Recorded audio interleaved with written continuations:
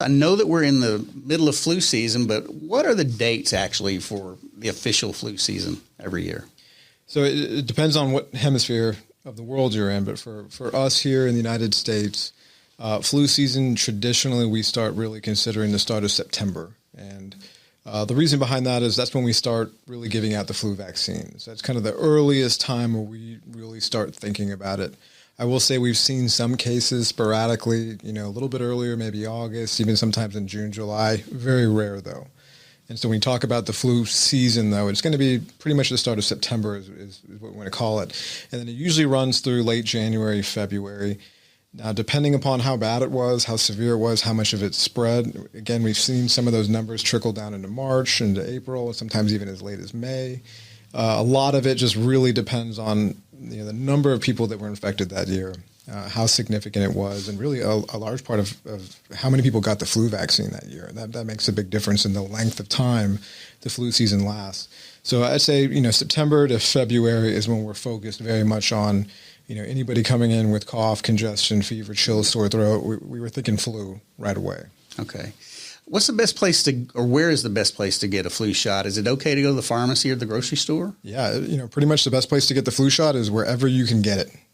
That's just the most important thing is actually getting the vaccine. Pretty much most medical offices carry the flu vaccine. Pharmacies do as well. There's a lot of, especially this year, drive-through flu clinics, free areas to get it. The health district, the district in San Antonio offers free flu vaccines as well. Going to the pharmacy, there's nothing wrong with it. I think HEB and a lot of other places actually throw in some incentives where if you bring the whole family, they give you a discount on like pizza and so forth. So it's safe to get anywhere as long as it's administered by a medical professional. And the important thing is just everybody getting it. Yeah, a lot of people they put off getting the vaccination because they're afraid of some type of allergic reaction. Is that something people should be concerned with? So it is a concern, meaning that it can possibly happen. The incidence is pretty rare. The injectable form of the vaccine that we have now, if you have an allergy to eggs or if you've had an allergy in the past to the flu vaccine, which, we should ask before we administer, a lot of times we have to watch them for a little while to make sure there's no significant reaction. But I'll tell you the number of flu vaccines that we administer in our clinics, the number of times where we've had any kind of reaction is pretty low. Now, in the past and with other types of vaccines, there can be some allergic reactions. Again, if you've had the flu vaccine already and you're worried about having a reaction this year, very, very unlikely that that's going to happen. And again, most offices, they will kind of observe you for 10 or 15 minutes afterwards if it's the first time getting your flu vaccine to be cautious. But again, the chances and the likelihood are extremely, extremely low. Yeah. I know there are a lot of misconceptions out there about the flu vaccine, and I've heard people say, I got the flu vaccine and I got the flu. Is that even really possible?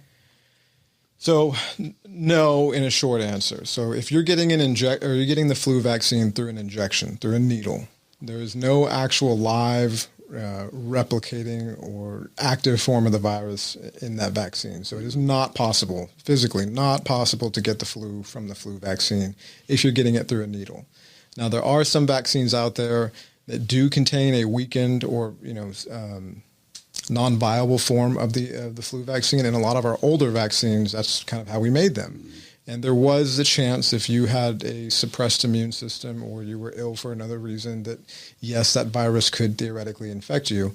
But the vast majority of the vaccines that we have today, and very specifically, if you get a flu vaccine that's through a needle, no, it is physically impossible. And I get that concern from my patients all the time. What I tell them is if they did actually get the flu, then they probably had the flu before they got the injection. They just weren't feeling the symptoms yet, and then they came down with it. That does happen, especially people coming in and getting their flu vaccine during the flu season. It can take about 4 to 5 days before you really start feeling symptoms of the flu. And so that could just be an unfortunate timing kind of a thing. The other thing that I tell my patients is, they'll say, well, I didn't get the flu, but you know what? I felt bad for a couple of days after I got my flu vaccine last year. So I don't want to get it this year. I don't want to get sick again. And what I tell them is, well, you didn't get sick. You didn't get an infection. What that response is almost a good thing. And so we're introducing a foreign substance into your body, and your immune system is going to respond to that, which is what we want. That's how vaccines work. when your immune system flares up and responds to something, you can get a low-grade fever, you can get some body aches, you can feel a little bit run down. It should only last about 24, 48 hours, and the vast majority, that doesn't happen at all. But what I tell people is, like, you may feel a little run down for a day or two after you get the vaccine, but you know what? That's a good thing. That means that your immune system is recognizing the vaccine so that when you see the flu in real life, it'll be able to respond a lot better. Yeah. Well, it's no secret we're in the middle of a pandemic, and COVID-19 has kind of waxed and waned. We're now in the middle of a big surge right now. Can you talk to us about the similarities and the differences between COVID-19, the symptoms, and the flu, and how to really tell the difference between the two? Because I know there's a lot of confusion out there and just some misinformation.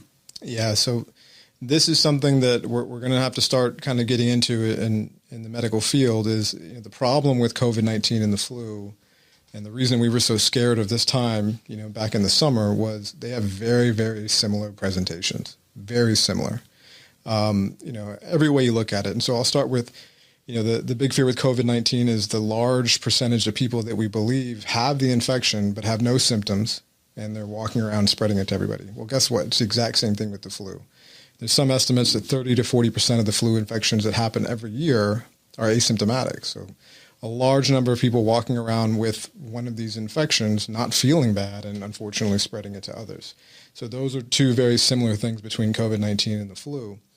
The other thing is, you'll see some things on websites or here and there that, the flu is going to cause more sore throat and the COVID is going to cause more cough and so forth.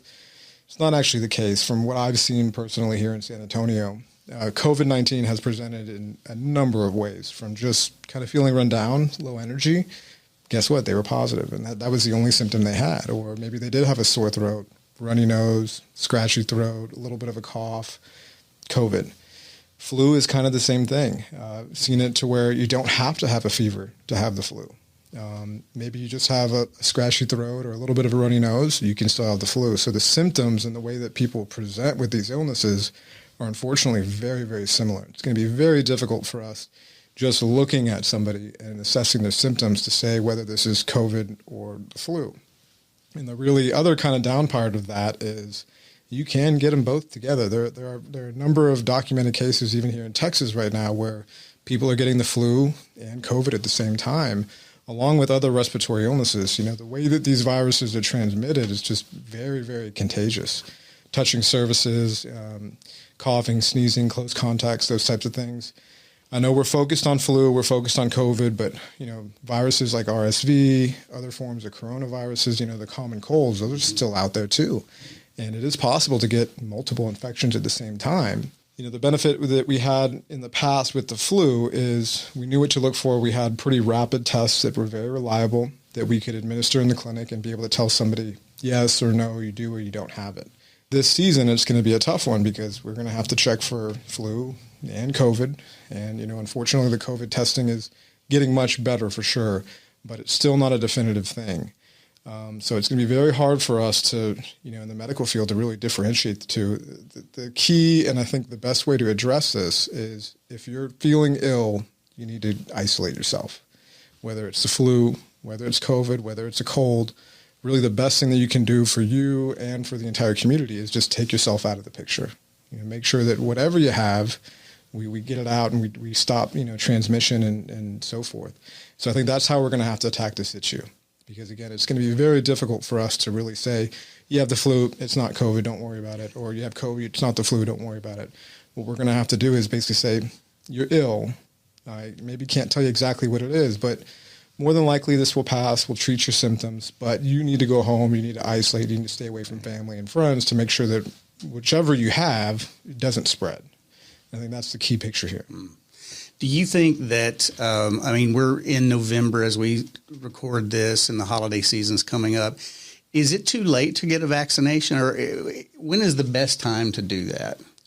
So the best time to do it is the very beginning of the flu season. So September 1st is really CDC recommendations of initiating flu vaccines for the population, September 1st. The earlier, the better. The earlier you can be protected, the better. there's about a 2-week time frame after you get the vaccine until really that vaccine starts, giving you the protective benefits. So the earlier you can get it, the better. If you wait too late, yes, you can get away with it, but there's still the chance that you can get it before you get your vaccine.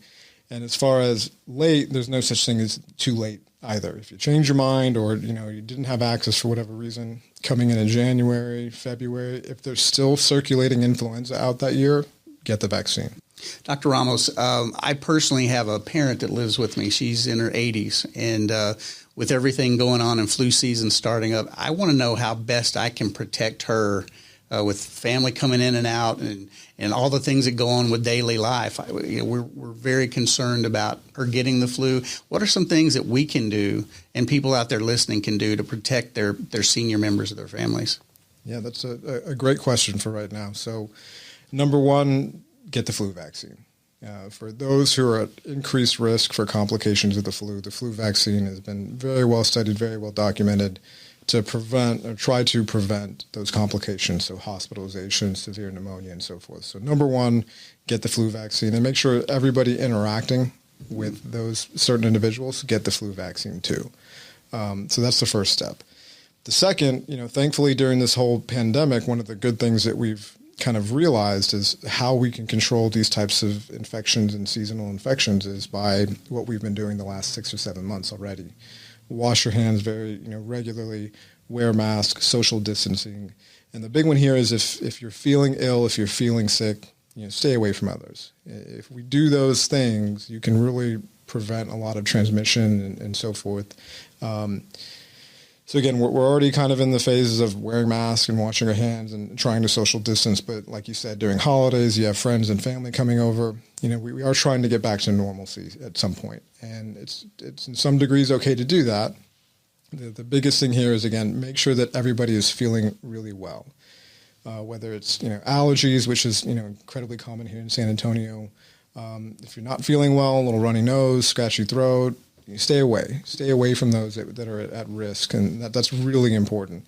The other day I was watching a commercial, and we're very used to these commercials for cough medicines and flu medicines and so forth, where somebody who feels really bad and they can't go to work and they take the medicine, the next day they're at work. I never thought about it this way, but now that's just kind of like the opposite of really what we want to do. I mean, yes, we want to get people better, but the last thing we want is for someone who is sick to kind of just take some medicine and get back to work and, expose others. So one of the most important things I could tell anybody out there this season is if you're not feeling well, take yourself out of the picture. Stay at home, call your doctor. We'll get you feeling better, but we need to make sure that when it's time for you to come out and start interacting with other people, it's okay. We don't want to keep spreading things around. Because people are wearing masks and are doing all the things that you just talked about, do you think that is going to mitigate the number of cases of flu this year? I really hope so. That's just the one good thing that I've been hoping to see is a very quiet flu season this year. Number one, people are going to be a little bit more aware of the flu vaccine. People that maybe were on the fence about it are going to go out and get it this year, which can really help drive down the numbers of influenza this year. And the other thing is, yes, these infection control measures that we have in place as far as social distancing, masking, washing your hands. And then when you look at businesses and schools, how we've kind of now spaced things out and we're doing things, exactly how we should pretty much every flu season. We just haven't. So I'm hoping that, yes, we have a very quiet flu season this year, and it'll just further add to the evidence that, what we are doing does work. It's going to work to a point. I don't think it's going to completely, eradicate infectious disease or, infections like this, but hopefully at the end of this, we can look back and say, what we did really did work. And maybe every flu season or when we're encountered, we have something like this again, a pandemic, hopefully not. We kind of know what to do, and we can just fall back into that, regimen. Yeah. Can people get the vaccine at any of the HealthTexas locations? Yes. So at all 17 locations that we have, we're offering the flu vaccine for anyone above the age of 6 months, all the way up to, however old you can be. Readily available. Just give us a call, schedule an appointment to come in, and we can get you the vaccine. Great. Before we go, just tell us a little bit about you, your background, and HealthTexas. We'd love to learn more. Sure. So for myself, I was born and raised here in San Antonio. Went to Trinity University here in San Antonio, med school here in San Antonio. I did 3 years of internal medicine training up in Louisville, Kentucky, which was a phenomenal experience. Got to witness some things outside of Texas, which for me was a big deal. But home is San Antonio, so moved back here as quickly as I could after I finished training and started working with HealthTexas. HealthTexas is one of our larger primary care groups here in San Antonio. Been around for 27 years or so, very well established, fine group of medical doctors. It's just an organization that is really what attracted me when I moved back to San Antonio to join HealthTexas is they're really focused on quality, not so much quantity, not having to bring patients in and constantly keep things moving and working on more of kind of that administrative stuff. But they are really focused and have set things up to be able to really focus on our patients, spend a little bit more time with our patients, be able to give them the appropriate care that they need. And it's been a wonderful experience for me, and it's a very successful group. So, Dr. Ramos, if someone needs to find out more information or needs to set up an appointment, what's the best way they can reach out to HealthTexas? Yeah, so the two ways to do it is go online to healthtexas.org. There's a lot of links and websites you can learn about what clinics may be closer to you, the physicians that are practicing there. You can also give us a call at 210-731-4800. They'll be able to provide you with information for all our clinics and schedule an appointment to come and see us. A pleasure to have you in the studio today, Dr. Ramos. Thanks for coming in. I appreciate it. Thank you.